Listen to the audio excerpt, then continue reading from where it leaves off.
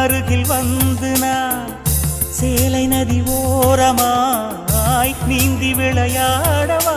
நாளும் மின்னல் கொஞ்சம் தாழம் பூவை சொல்லி ஆசை கேணிக்குள்ளே ஆடும் மீன்கள் துள்ளி கட்டிலும் கால்வலி கொள்ளாதோ கைவளை கைகளை கீறியதோ செம்பூவே பூவே உன் மேகம் நான் வந்தால் ஒரு வழி உண்டோ?